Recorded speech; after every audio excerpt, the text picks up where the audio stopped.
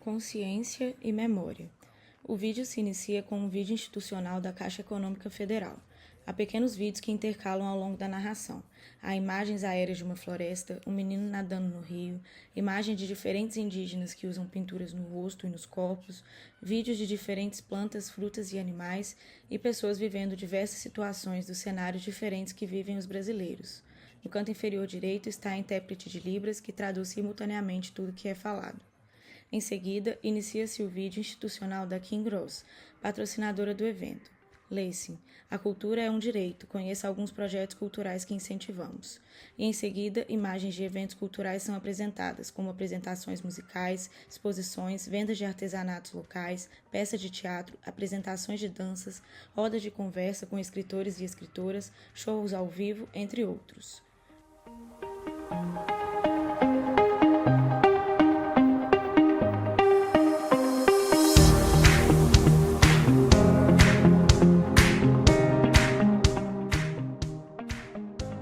Lê-se: teatro, música, dança, literatura, integração. Para nós, além de um direito a ser assegurado, a cultura é um caminho possível para o desenvolvimento.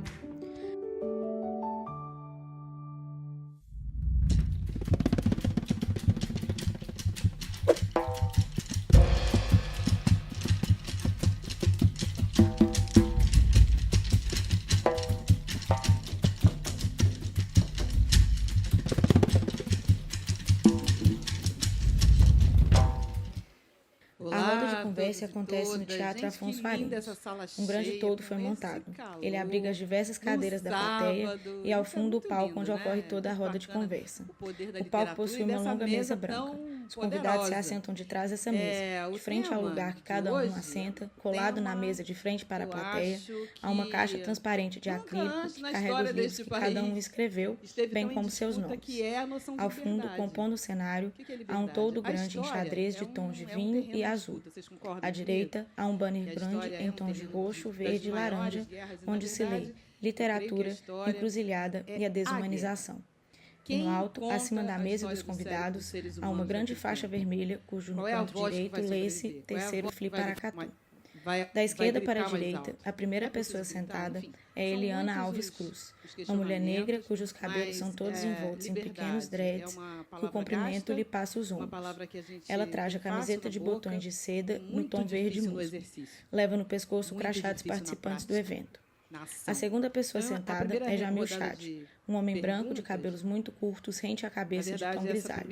Ele traja camiseta de botões de mangas compridas de tom azul claro e óculos redondos de tom marrom. Leva no pescoço o crachá dos participantes do evento. Depois vamos em coisas mais específicas. Começarem os jogos. A terceira pessoa sentada é Lívia Santana Vaz, uma mulher negra cujos cabelos não estão à mostra, pois ela leva na cabeça um turbante com estampa africana em tons vivos de vermelho, amarelo, branco e preto. Ela traja uma camisa em mangas curtas da mesma estampa e cor do turbante. Leva no pescoço um colar com o contorno da África e o crachá dos participantes do evento. A quarta e última pessoa sentada é Cibele Tenório, uma mulher negra de cabelos todos envoltos em trancinhas, com cacho nas pontas, em tons diferentes de castanho, cujo comprimento lhe vai até a cintura. Ela traja regata de alças finas amarela e leva no pescoço o crachá dos participantes do evento. É possível ver a silhueta da plateia de frente ao palco, e de tempos em tempos ela é filmada e está cheia. No canto inferior direito do vídeo em questão estão os intérpretes de Libras, que intercalam ao longo do vídeo, diferentes mulheres e homens que trajam sempre camisa preta e traduzem simultaneamente tudo que é falado. Uma árvore do solo quando suas raízes já foram cortadas, mas baobás têm raízes muito profundas. Então, essa frase é sobre a nossa memória, né, que tentaram arrancar como raízes. É sobre a nossa humanidade, que também é uma palavra que está no tema da Fliparacatu, e que tentaram arrancar também. Mas nossa memória ancestral, ela também é muito profunda e nos permite chegar até aqui e buscar essa força, né, na ancestralidade para construir essa liberdade em conjunto.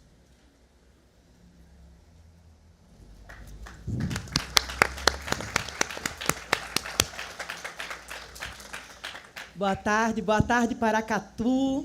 Uma alegria estar com vocês aqui. Quero agradecer também a programação, a organização da Flip Paracatu, na figura do Afonso Borges, pelo convite, e também dos curadores aqui, Bianca, Sérgio, estão presentes. É uma honra estar com vocês aqui e fazer parte da partilha que a gente compartilha aqui juntos, ouvindo, se alimentando do que a gente tem vivido nesses dias. Liberdade, fiquei pensando assim, também, né, relacionando com o tema da nossa mesa, consciência e memória. Fico pensando, sabe, assim, que da força assim do passado é que a gente extrai a construção da nossa identidade. Do vínculo com o passado, a gente consegue extrair força para pensar o presente. Você falou sobre as disputas da história. A história, eu sou hoje uma jornalista que pesquisa, sou pesquisadora, faço mestrado, doutorado, né, doutorado na história. E a história tem uma coisa que é bonita e complexa ao mesmo tempo, porque o presente constrói o passado. A gente está o tempo todo reconstruindo o passado a partir do presente. E pensar memória nesse país é pensar sobre as muitas histórias que, como a Lívia falou, foram apagadas, silenciadas. Existe um intelectual, o Pollack, que ele fala sobre as memórias subterrâneas. Existem memórias subterrâneas, fracas, e memórias fortes. De que você acha que a gente fala quando fala em memórias fortes? Assim, a visibilidade, o reconhecimento de uma memória tem a ver com a força de quem as possui. E, nesse sentido, a memória brasileira, a memória que o Estado abraçou, o aparato institucional abraçou, é uma memória branca, é uma memória masculina, e por trás dessas histórias vêm muitas outras histórias, como a história que eu conto no meu livro, que se chama Almerinda Gama, a sufragista negra. É uma biografia, eu quero apresentar vocês a Almerinda, porque eu acho que vocês vão gostar de conhecê-la. Almerinda é uma mulher que nasceu em 1899, foi uma liderança do movimento feminista nos anos 30 no Brasil, junto com a Berta Lutz. Era uma mulher que teve um papel fundamental na emancipação das brasileiras, direito ao voto. Também quis não só poder votar, mas ser votada, foi candidata em 1934. E essa mulher, que foi fruto de uma pesquisa que eu levei anos tentando descobrir quem era essa história, morreu sem nenhum reconhecimento pela sua trajetória. E, à medida que eu fui pesquisando a história da Almerinda e fui entendendo o tamanho dela, fui entendendo assim que não era trivial, não era uma coisa qualquer, que ela tivesse sido apagada da história. E eu conto isso como um exemplo, para vocês entenderem sobre o que é a memória no Brasil, é que essa mulher nasceu em 1899, e, nos poucos espaços em que ela era lembrada, existia uma interrogação na data da morte dela. E, à medida que eu fui fazendo, Eliana, a pesquisa sobre ela, entendendo o seu tamanho, eu falei, como é que essa mulher morreu sem a gente saber a data da morte? É uma coisa meio como um indigente, sabe? Um indigente que você parece que morreu, você não sabe nem quando foi que morreu. E aí, depois de muita luta, de muita pesquisa e de muitas ligações em cartórios pelo Brasil, eu achei a certidão de óbito da Almerinda. E conto a vocês que ela nasceu em 1899 e morreu em 1999, há 2 meses de fazer 100 anos. E essa mulher, que foi fundamental para que nós estivéssemos aqui, para que mulheres ocupassem posição de poder, mulheres negras como Lívia ocupa hoje, essa mulher foi negligenciada pelo Brasil. Ninguém reivindicou o seu corpo, falando como os indigentes, né? Ninguém foi lá reclamar o seu corpo, e ela morreu sem nenhum reconhecimento pela sua trajetória. Então, pensar memória é também pensar em reescrever, em contar as nossas histórias. E essa história eu conto em detalhes no livro, mas eu acho importante a gente falar sobre isso, porque, como eu falei, a gente está reconstruindo o passado o tempo todo. E a história que nos foi contada é uma história em que nós, mulheres, éramos sombras tênues. E as mulheres negras, então, nem se falam. E a Almerinda, nessa certidão de óbito, no seu último documento, esse documento nega tudo que ela foi na vida.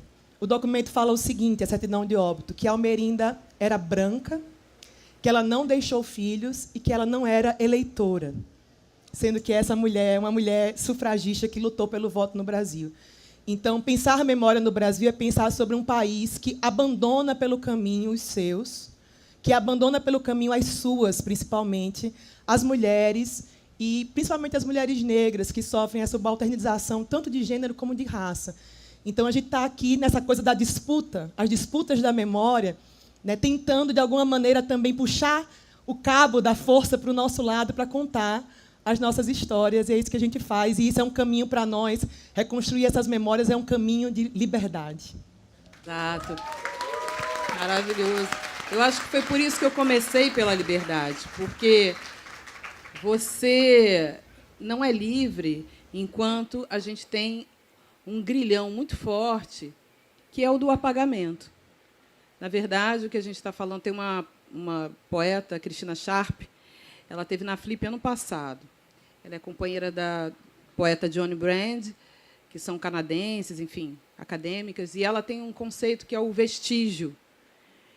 Ou seja, o vestígio da colonização, de todo o nosso sistema escravocrata, na vida de todo mundo, independente de ser negro, né? Na vida de todo mundo. Então, Jamil Chad, estás com a palavra. Muito obrigado pelo convite, Liliana, muito bom estar aqui com vocês, uma mesa tão potente. E gostaria de agradecer a todos que tiveram a coragem de enfrentar o calor e estar aqui com a gente. Muito, muito obrigado pela presença. Olha, primeiro sobre liberdade. A guerra pela liberdade é a guerra por direitos. É a guerra por ter direitos a ter direitos. É como uma espécie de uma tentativa permanente de tirar as correntes das necessidades básicas. E nisso, voltando nos pontos que vocês tocaram, a memória é fundamental. Memória é poder. E ela não é sobre o passado. A memória não é sobre o passado. Ela é sobre o presente e sobre a construção do futuro. Apagar ou resgatar a história é um ato político, como você acabou de colocar. Eu vou contar uma história muito rápida sobre algo que aconteceu de uma forma também muito assustadora nos Estados Unidos agora. Logo depois da vitória de Donald Trump, para a minha surpresa, pelo menos em termos tecnológicos, todos os afro-americanos, todos não, mas muitos, milhares de afro-americanos, receberam um SMS nos seus telefones, logo depois da vitória do Trump. E o SMS dizia o seguinte: fulano, apresente-se amanhã, às 9 da manhã, na esquina da rua tal com a rua tal. Não há necessidade de trazer os seus pertences.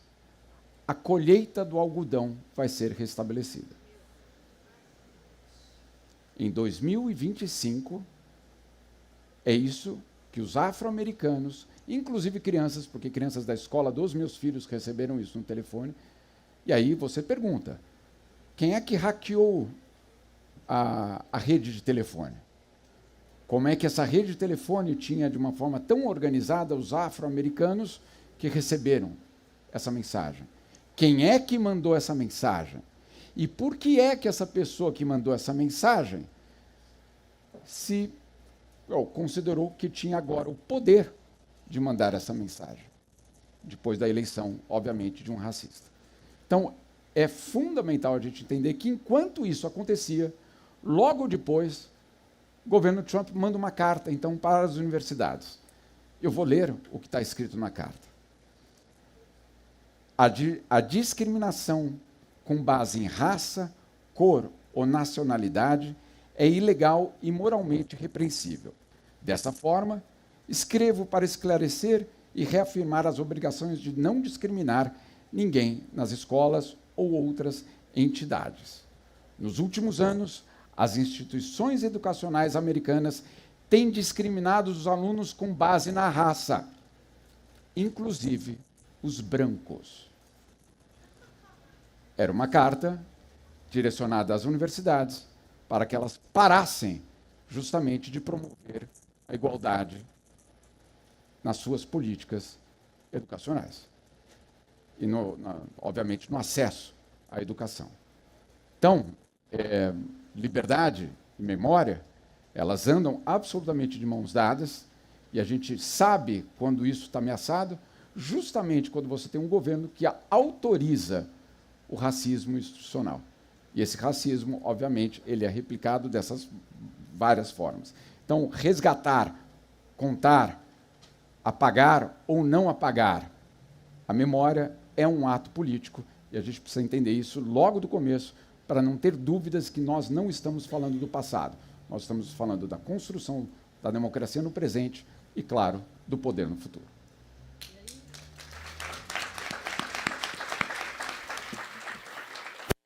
E aí eu sempre lembro daquela... Você falou em algodão, né? Eu lembro da música do Jorge Benjor, né? Vendo a colheita do algodão branco, branco, branco, branco, sendo colhido por mãos negras. Zumbi. Lívia, Salvador, muito recentemente, descobriu, no terreno atrás da Santa Casa de Misericórdia, um cemitério de escravizados, muito semelhante aos Pretos Novos do Rio. Centenas, milhares de ossadas estão para vir, eclodir da terra, do seio da terra. Esses sítios, né, esses lugares, tem um conceito hoje, né, em museologia, em arqueologia, que é o sítio de memória sensível. Salvador inteiro é um sítio de memória sensível. Bahia inteira é um sítio. O Brasil inteiro é um sítio de memória sensível, né? Minas Gerais, Paracatu. Como você tem lidado com isso no terreno da justiça? Muito boa pergunta, até pelos últimos acontecimentos em Salvador, né? Nós estamos em processo de descoberta do que talvez seja o maior cemitério de pessoas escravizadas de toda a América Latina, em Salvador. E esse cemitério está localizado no estacionamento da Pupileira, que é da Santa Casa de Misericórdia, né? Aquele espaço ali, aquele território, Eliane, é um território, Eliana, um território de muita dor, né? Porque foi também roda de expostos, né? Foi palco desse massacre da nossa humanidade, se você considera que estão ali quase 100 mil corpos, essa é a estimativa, cerca de 100 mil corpos enterrados. Mas falar enterrados não basta, porque foram pessoas, e aí principalmente pessoas escravizadas, mas também indigentes, suicidas, encarcerados, insurgentes, né, que foram enterradas ali em covas rasas, praticamente jogadas como dejetos. Nós temos naquele lugar, naquele espaço, muito provavelmente, corpos de lideranças da Revolta dos Malês, de 1835. Corpos de lideranças da Revolta dos Búzios, provavelmente Zeferina, do Quilombo do Urubu, uma grande liderança quilombola, importantíssima para a nossa história, também está enterrada ali. E é importante dizer que essas pessoas eram jogadas, era um serviço que a Santa Casa prestava, então tem uma documentação importante, né, das taxas que eram cobradas por esse serviço da Câmara Municipal, e essas pessoas eram colocadas, jogadas naquele espaço, naquelas covas rasas, sem nenhum ritual fúnebre, sem qualquer possibilidade de dignidade. Afinal de contas, a gente está falando de pleno período escravocrata.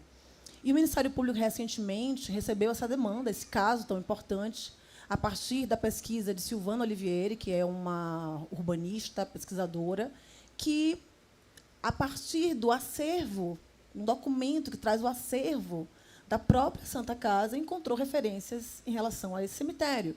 E ela começa a sobrepor mapas e planos da cidade de Salvador, do século XVIII até agora, e encontra o local que provavelmente é esse cemitério, agora já confirmado, que é justamente no estacionamento da Santa Casa.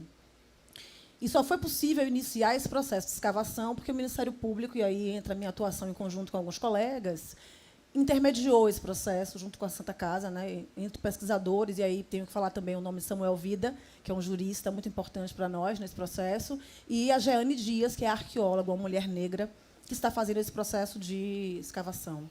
Na verdade, a gente está exumando nossa memória daquele lugar, exumando, literalmente. E o Ministério Público resolveu, no início das pesquisas, no início desse processo de escavação, em conjunto com lideranças religiosas e com os pesquisadores e pesquisadoras, fazer um ato interreligioso, envolvendo lideranças religiosas cristãs, muçulmanas, de matriz africana, justamente como uma forma de reparação espiritual também. Essas pessoas não tiveram qualquer possibilidade de ter a sua religiosidade, a sua espiritualidade considerada. Então, são várias camadas de reparação que a gente tem nesse cemitério, nesse achado. E que eu tenho que dizer também que é muito possível que estejamos diante do maior banco de DNA de pessoas escravizadas do mundo inteiro, a partir dessa pesquisa tão importante que vai se desenvolver daqui para frente. E quando eu falo em espiritualidade, Eliana, só para não deixar de mencionar o próprio Emicida, né, quando ele fala, primeiro você sequestra eles, né, mente sobre eles, rouba eles, mente também sobre o Deus deles, né, nega o Deus deles. E eu queria falar rapidamente das memórias inconscientes. Eu acho que muita parte da nossa história, nós, pessoas negras no Brasil, vem de uma memória inconsciente, de uma memória de algo não vivido, de uma saudade do que não se viu, não se viveu, né? Do que não se pôde sequer ser contado para nós.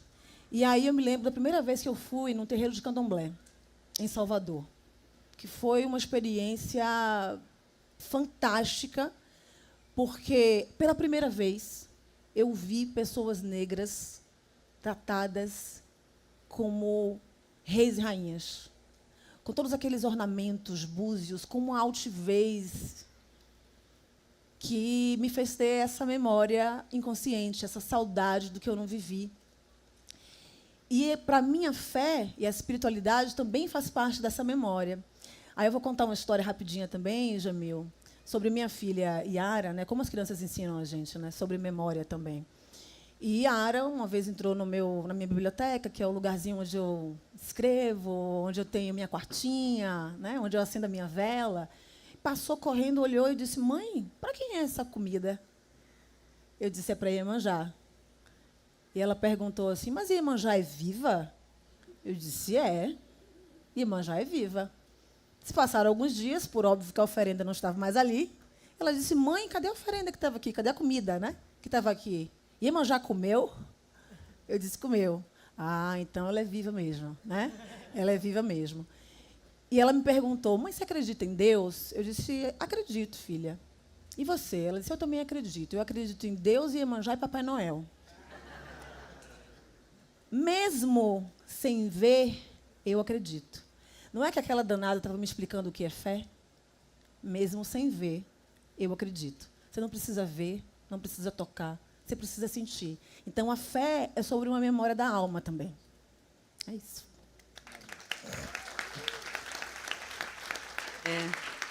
Minha gente, uma tarde que promete. Mas, complementando o que disse a Lívia, né, eu me lembro quando eu fui nos Pretos Novos, lá no Rio, eu fui com a Saidia Hartmann, que é também uma pesquisadora, né, muito renomada, e lá estavam os arqueólogos, enfim, continuando a eterna exumação da história, né? Eles estavam revolvendo mais uma parte do cemitério, e ela horrorizada, porque ela olhava assim, tinha uma visita de escola ao local, que eu acho ótimo. As crianças precisam entender o que é a dor. As crianças precisam entender. A gente não pode poupar os nossos pequenos de saber o que é a nossa história, o que é o nosso país. Precisam aprender a lidar com isso. Mas precisam aprender a lidar com isso de uma forma mediada, com professores. Então, tinha uma grande visita de escola e as crianças fazendo aquela bagunça. E eu, assim, gente, mas isso aqui é um cemitério. O professor tinha que pedir respeito para as crianças, tinha que ensinar o respeito para as crianças. E aí o pesquisador pegou o ziplock assim, né? Aí olhou, sabe o que é isso aqui? Foram dentes que nós achamos aqui. Dentes de leite. Então, eu olhei para eu e ela, né? Eu e a Saidia, as duas fizeram assim, pá! A gente olhou para as crianças. 90% das crianças eram crianças negras. E aí as duas fizeram um cálculo na hora, né? Bom, se elas tivessem nascido no século errado, esse dente seria de alguma delas. Então, quando a gente fala esse tipo de coisa, é porque o Brasil não sabe, né? O Brasil não sabe, o Brasil precisa saber. E como o Brasil precisa saber, Cibele, um dos terrenos em que a gente pisa e a gente é muito atacado por várias questões é o da política. Como é que você entende que a gente pode abrir mais frentes nesse terreno que é tão necessário para que a gente atinja um território nacional com esse conhecimento, com essa memória, enfim, com tudo que ainda nos falta? Eu acho que, primeiro, assim, uma coisa para a gente pensar, a gente viveu há alguns anos um debate sobre a presença a gente reivindicou a presença de uma ministra negra no STF. Inclusive, Lívia era uma das nossas indicadas, fazíamos campanha para a Lívia, as mulheres negras faziam. E eu lembro, assim, né, Eliana, Jamil, que as pessoas falavam assim, nossa, campanha identitária, né? Que coisa absurda, vocês estão reivindicando isso. E eu gosto de pensar assim, mas gênero e raça sempre foram critérios para o STF. Não à toa, sempre foram homens, e homens brancos, que foram, então, assim, sempre foi um critério escolher pessoas para o STF, ministros, tinha que ser branco e tinha que ser homem. Mas, quando chega a nossa vez de reivindicar, aí é mimimi, coisas desse tipo, né?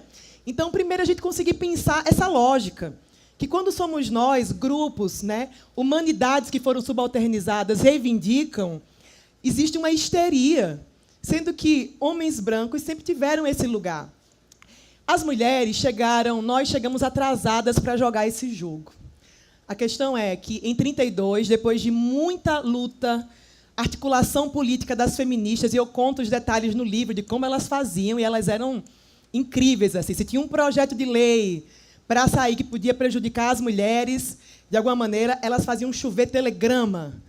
No Congresso, elas se juntavam e faziam, assim, na máquina de escrever, que os deputados ficavam atordoados, porque elas se organizavam. Então, a gente, desde sempre, está aí se organizando, né? Mas tem pouco mais de 90 anos que as mulheres têm direito à cidadania no Brasil.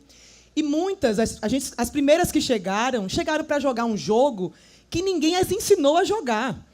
E a presença daquelas mulheres nesses espaços, como a Almerinda tentou reivindicar, ser candidata, era um problema por duas coisas. Primeiro, porque mulher na política era dizer assim, você está virando o mundo de cabeça para baixo. Quem vai cuidar, afinal de contas, das crianças? Imagina, pai cuidar de filho, né? Onde é que já se viu isso? Pai ter que cuidar de filho.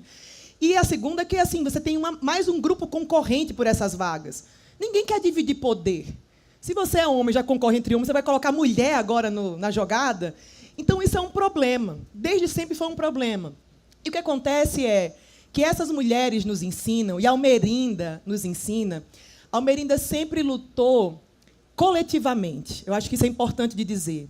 Às vezes, a gente acha que, assim, a gente tem uma iniciativa e acha que, sozinhos, a gente vai conseguir mudar as coisas. E a Almerinda sempre esteve organizada no seu sindicato de classe. Primeiro era datilógrafa, e fundou o Sindicato das Datilógrafas e Taquígrafas, que era uma profissão feminina. A Almerinda fazia parte da Federação Brasileira pelo Progresso Feminino, uma entidade fundada nos anos 20, que lutava pelos direitos das mulheres. E a Almerinda foi fazendo dessa maneira, se organizava coletivamente. Mas se esse grupo, que era um grupo, porque, assim, a gente está falando de feministas, e a maioria dessas feministas dos anos 30 eram mulheres brancas de classe média alta. Berta Lutz era filha do Adolfo Lutz, estudou na Sorbonne. A Almerinda era uma trabalhadora assalariada, datilógrafa. Elas têm, né, vivências muito diferentes. Em algum momento, eu conto isso no livro, isso vai dar problema, porque elas têm vivências muito diferentes. E, diante das impossibilidades, quando elas não conseguiam chegar num consenso juntas, a Almerinda foi construindo caminhos independentes. Eu acho isso muito bonito. Ela tentou ser candidata num partido e aí não conseguiu ser candidata majoritária. Ela foi procurar outro partido e ia costurando os caminhos. Então, a gente resgatar essas histórias não é só para fazer reparação, né, justiça histórica a essas figuras, mas porque elas nos dão os búzios, elas apresentam os caminhos que a gente pode seguir hoje para continuar lutando. E eu não sei se vocês acompanharam, Jamil deve saber disso melhor do que ninguém. Agora, a extrema-direita nos Estados Unidos, né, os conselheiros de Trump têm falado que mulheres não devem votar. E, gente, para isso ser uma coisa importada pela extrema-direita no Brasil, é assim, né, Jamil? É muito rápido. Então, esses direitos que foram conquistados não nos foram dados por ninguém. Aliás, nenhum direito nosso, da classe trabalhadora, da população negra, LGBT, nada nos foi dado. Tudo nós fomos brigar, reivindicar. Para que esses direitos conquistados a duras penas sejam retirados de nós, é muito rápido. Então, é preciso vigilância constante. E essas histórias, né, essas histórias das mulheres do passado, elas nos dão, como eu falei, os búzios para a gente continuar, né, entendendo, pensando caminhos, estratégias, porque é muito surreal que a gente esteja aqui discutindo. O voto no Brasil tem mais de 90 anos, a gente pode agora correr o risco de começar uma discussão se mulheres devem votar ou não, assim, um século depois. Como assim? Então, assim, como a gente falou, do passado e o presente são coisas que o tempo histórico mistura muito. A gente precisa estar sempre vigilante, porque esses caminhos que nós conquistamos hoje ainda nos falta conquistar muito, porque mulheres são minoria no parlamento, mulheres negras mais ainda. Esses caminhos estão ameaçados e a gente precisa de vigilância constante. Alô. Menina, você sabe que o tempo é circular, né? Eu sempre falo da Lida Maria Martins, que ela tem esse conceito do tempo aspiralar, e é exatamente isso. Os tempos se misturam, eles não é uma linha reta, como a gente imagina que seja. Não é. Ele faz assim, ele faz assado, ele volta. Ele é uma espiral. E eu, para escrever o Água de Barrela, eu estudei um pouco sobre essa questão do voto feminino, porque uma sufragista, que era a Amélia Tosta, ela nasceu na fazenda que escravizou os meus antepassados. E aí eu fui estudar ela, né? Fui saber qual é a dela. E aí, o que acontece? A gente tem um voto feminino em 1934, 1932, mas, veja, feminino entre aspas, porque apenas as mulheres casadas ou que tivessem algum dinheiro, alguma autonomia financeira. Que mulher solteira, em 1932, tinha autonomia financeira, gente? Só as mulheres casadas. E que mulher casada poderia pensar, olha, você vai lá e vota... Se hoje a gente bate recorde de agressão contra a mulher, imagina em 1932, imagina se a mulher ia pensar em votar em alguém que o marido não apoiasse. Então, foi só em 1946 que a gente teve o voto obrigatório, e eu tenho um título de eleitor da minha bisavó, de 1946. E é muito engraçado, porque a capinha do título de eleitor tem assim, candidato tal, e já está o xizinho marcado do qual é o candidato que ela deveria votar. É um documento histórico magnífico esse, né? Então, Jamil Chad, vamos a você que tem cutucado a democracia com vara curta, né? Não, são eles. Você tucado a democracia com vara curta, sim, porque você está aqui, um dos investigadores da Comissão Nacional da Verdade, e está nessa encruzilhada aí. Em que encruzilhada estamos, afinal? Essa de morrer de medo de voltar a discutir um troço que há 100 anos está resolvido. E é tão impressionante essa história, porque o que é resolvido. Que a Cibele está falando justamente da abertura da discussão sobre mulheres têm ou não o direito a votar, a explicação que eles dão é muito, eu diria, curiosa, para não dizer cínica. Dizer, não, elas continuarão tendo direito a votar, a decidir, só que a unidade não é mais a pessoa, é a família. E na família, obviamente, quem vai votar é o chefe da família. Então, essa proposta, ela não é só retirar o direito das mulheres ao voto, é dizer que o único lugar que a mulher existe é na família. Absolutamente. Então, é muito pior do que parece, e já parece horrível, obviamente. Então, é realmente um momento muito, muito dramático que a gente vive, justamente por isso. Talvez o tempo é circular, etc. Agora, cabe à nossa geração dizer não aceitaremos. Não, essa resistência terá de ser feita, porque esse movimento ele existe, ele é organizado e ele é extremamente ambicioso. Com a ambição, refundar a sociedade a partir de novas bases, ou, na verdade, de velhas bases. Você estava falando da questão do pai cuidar do filho, se a mulher vai votar ou trabalhar, etc.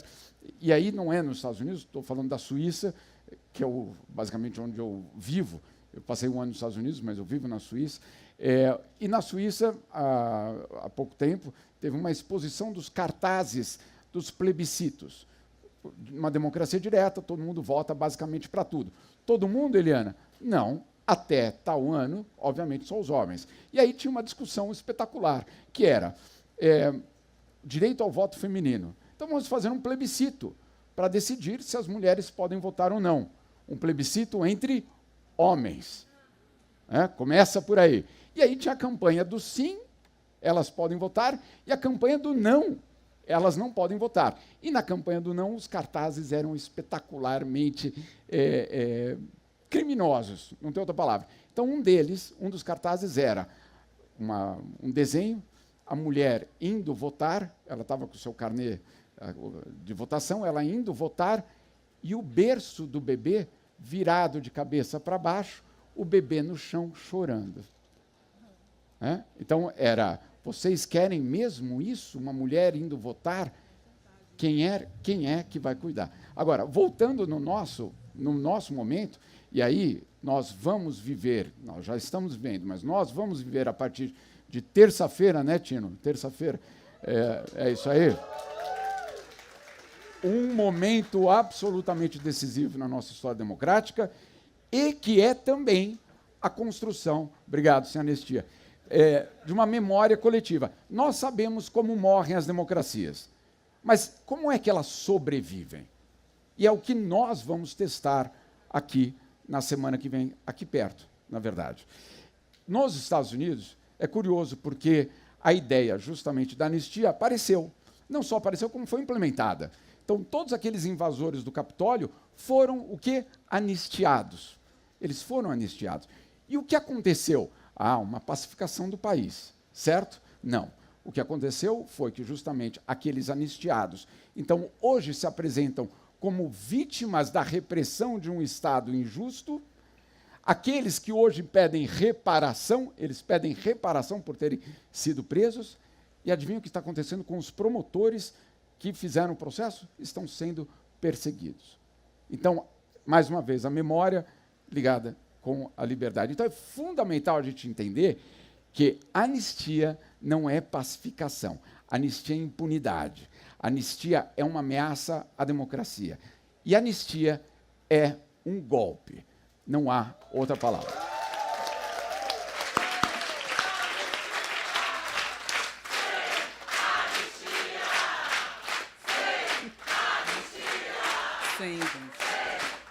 Não tem condição. Não tem condição, né? A gente já passou por isso, pelo amor de Deus, né? Não tem mais condição. E você usou aí uma expressão, né? Fez uma pergunta, como é que as democracias sobrevivem? Quando a gente fala de memória e fala de ancestralidade, na mesma hora a gente vai lá para trás, né? Mas ancestralidade também é futuro. Como é que a gente faz? Como é que a gente sobrevive? Então, eu queria saber de vocês, né? Olha o dever de casa difícil que eu vou dar aqui, né, para vocês. Uma receita, né? Um conselho, uma fagulha de esperança para a sobrevida, porque a gente precisa disso. A gente não pode viver na desesperança e nem pode viver no fato consumado. O tempo expira lá, ele volta, ele fica querendo voltar, mas não necessariamente ele precisa se estabelecer. A gente pode fazer, não, vai, canta para subir de novo, né? Não. Pode voltar para lá. Então, é isso, né? Como é que a gente trata essa ancestralidade futura? Como vocês sonham esse futuro e essa memória futura? O que vocês imaginam? Isso, memória não é só sobre passado, né? É sobre presente e futuro. E pensar nisso é pensar também a fala de Nego Bispo, né? Nós somos começo, meio e começo. É pensar a filosofia Ubuntu, de origem, de raiz urbana, africana, que diz literalmente, né? Significa literalmente, eu sou porque nós somos. Se eu sou porque nós somos, não faz sentido outrificar as pessoas, né? Objetificar as pessoas. E aí eu quero conectar um pouco com liberdade, com democracia, com memória, lembrando a história de Esperança Garcia. Preciso falar de Esperança Garcia hoje, porque Esperança Garcia é algo que a gente, né, Desenterra também, porque esse futuro, Eliana, vai se construir voltando mesmo para o passado. Não é à toa que o símbolo desse festival é um pássaro sankofa, né? Um animal, um pássaro livre. Você percebe que ele tem os pés voltados para frente, mas ele olha para trás. Por que ele olha para trás? Ele vai se alimentar de um passado para ressignificar esse presente e construir esse futuro. Por isso que a gente diz que o nosso futuro é ancestral. Se a gente não tem a capacidade, Jamil, de aprender com os erros do passado, de reconhecer e recontar essas histórias justamente para reconhecer esses erros, eu acho que o nosso futuro é muito perigoso para nós. E sempre esteve perigoso para as pessoas negras. Sempre esteve perigoso. Então, Esperança Garcia, em 1770, ela escreve uma carta para o governador da província do Piauí. E essa carta, hoje, é considerada uma petição. Ela foi descoberta por Luiz Motti. E por que ela é considerada uma petição, Paulo Scott, que é, né, da nossa área também? Porque ela traz tudo que uma petição tem. Ela se qualifica, primeiro, dizer eu, Esperança Garcia, escrava de sua serventia, né? Tem o pedido e tem a causa de pedir.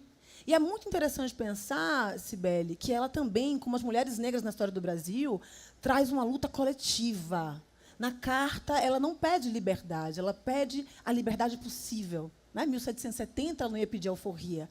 Ela pede a liberdade possível. Que liberdade é essa que ela pede, inclusive com os argumentos da Igreja Católica Apostólica Romana? Veja que estratégia interessante que ela traz. Ela diz, olha, eu sou uma mulher casada e o meu esposo ficou na fazenda Algodões, de onde eu fui tirada. Então, o matrimônio exige o convívio entre marido e mulher. Meus filhos estão por batizar, preciso voltar para fazer o batismo dos meus filhos. E, ao mesmo tempo, ela pede que outras crianças não batizadas de suas companheiras também sejam batizadas. E ela traz uma demanda muito importante, que é relatar, ela denuncia as violências sofridas por essas pessoas. Então, as mulheres negras na história do Brasil nunca estiveram lutando para si e por si. Sempre estiveram lutando coletivamente. E nós não aceitamos mais, aliás, nunca aceitamos e não aceitaremos que contem as nossas histórias. Nós não aceitaremos mais ser objeto de estudo, objeto de conhecimento, objeto de direitos. Não aceitaremos mais. O movimento negro no Brasil, os movimentos negros, para dizer com muita propriedade no plural, nos ensinam que não há democracia com racismo. Nós, pessoas negras, nunca experimentamos democracia efetiva nesse país. E eu não acredito. Eu não acredito que esse futuro virá como futuro democrático, Jamil Chad, se não for também tecido pelas mulheres negras desse país. Então, viva Esperança Garcia, viva Almerinda Gama, viva as mulheres negras que nos trouxeram até aqui.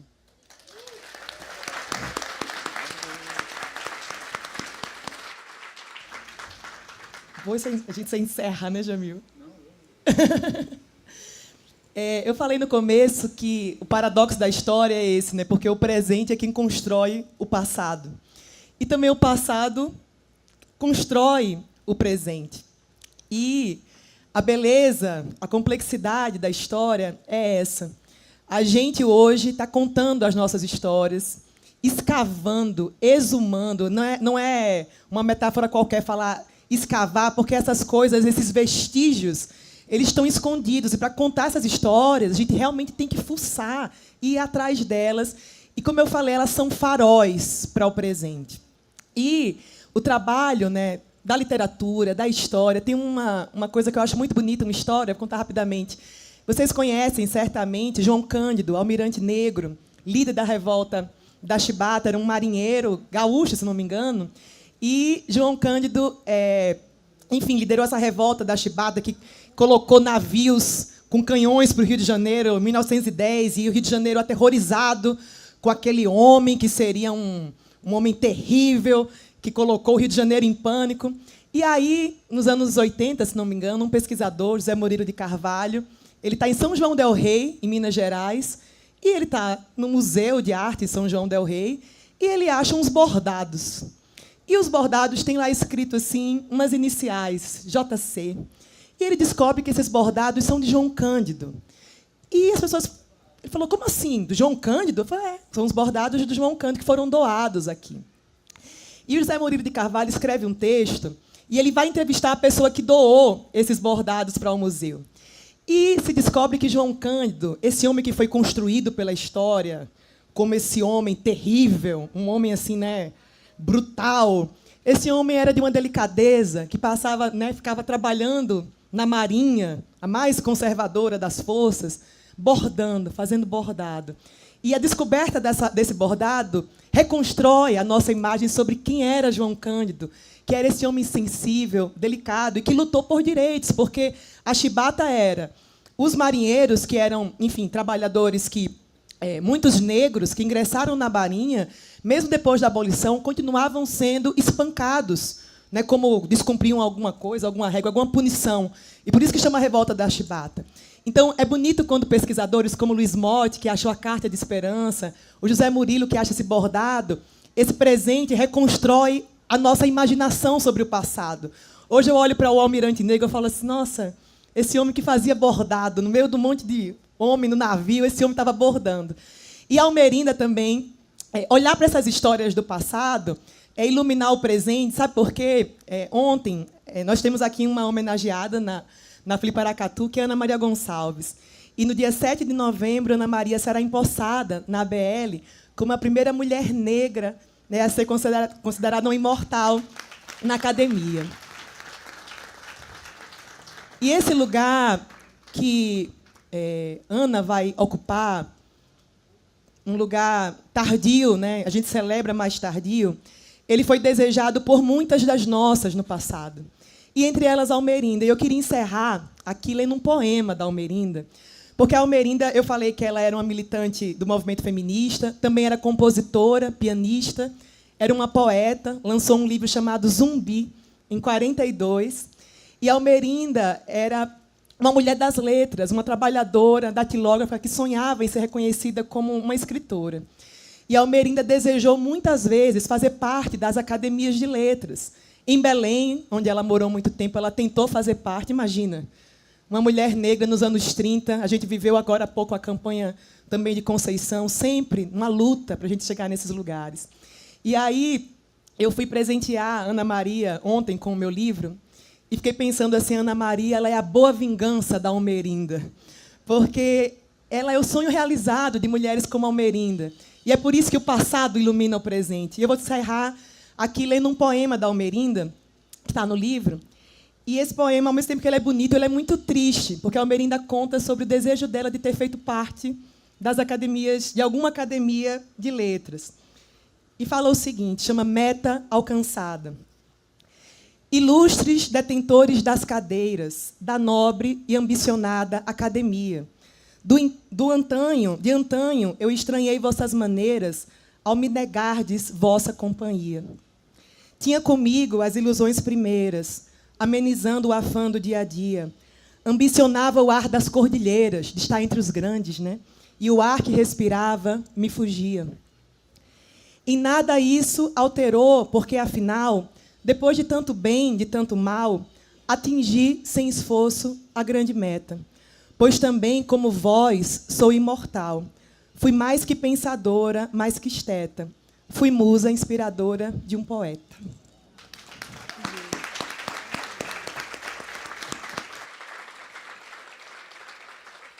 Olha, pela questão do tempo, eu vou ser muito breve e depois eu vou deixar a última palavra, na verdade, não a nós na mesa, mas ao público, mas vocês já vão entender.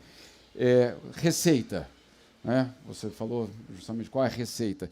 Bom, tem um ponto fundamental que é a infraestrutura da democracia. O que é a infraestrutura da democracia? São muitas coisas, mas tem 3 elementos nela que são fundamentais: memória, verdade e justiça. Se esses 3 pilares existem, um país tem a possibilidade de confrontar os seus fantasmas, porque os fantasmas sempre voltam. Nós estamos vivendo isso. Eles voltam quando esses 3 pilares da infraestrutura da democracia não são atendidos: verdade, memória e justiça. Mas eu queria fazer um apelo a todos vocês, e que eu faço sempre em todos os lugares que eu vou. Assumam as instituições da democracia. Qualquer uma. É o STF? Também. Mas não é só o STF. é a biblioteca da escola, é a associação de bairro, é o time de futebol. No meu caso, e da Cibele, é o jornalismo. No caso da doutora Lívia, é, obviamente, a justiça. Então, há espaço para que todos nós tenhamos um papel na defesa e na construção dessa democracia que a Lívia falou, justamente, onde todos caibam, onde existam direitos para todos. Então, se nós todos assumirmos uma instituição da democracia, não há como dar errado. Mas todos vão precisar entrar nesse jogo, porque esse jogo é muito pesado, está sendo jogado de uma maneira extremamente pesada.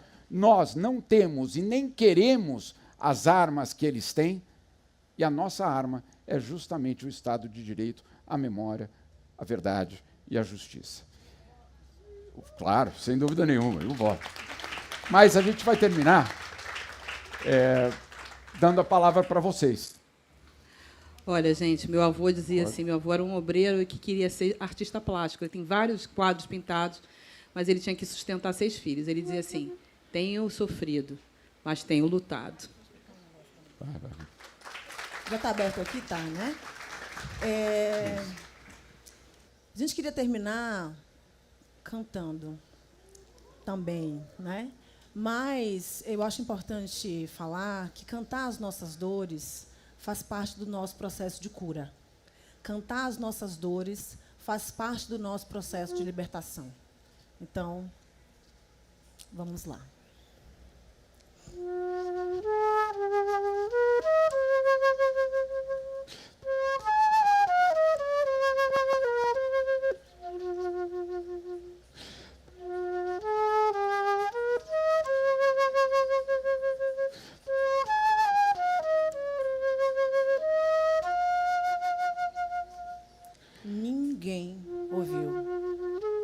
Ninguém ouviu um soluçar de dor no canto do Brasil. Um lamento triste sempre ecoou, desde que o índio guerreiro foi para o cativeiro e de lá cantou. Negro entoou um canto de revolta pelos ares no quilombo dos Palmares, onde se refugiou. Fora a luta dos inconfidentes, pela quebra das correntes, nada adiantou. E de guerra em paz, de paz em guerra, todo povo dessa terra, quando pode cantar, canta de dor. Oh,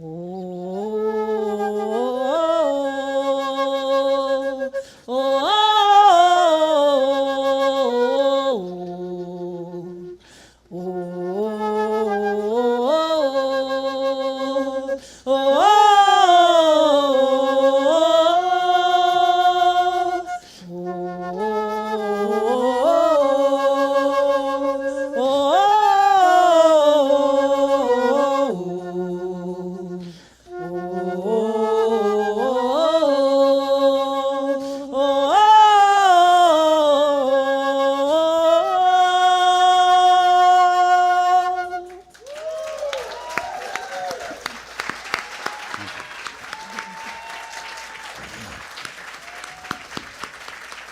E com isso nos despedimos, né, minha gente? Muito obrigada a todos e todas. Continuem aí curtindo. Vocês vão autografar alguma coisa? Vão, né? Então, vão lá.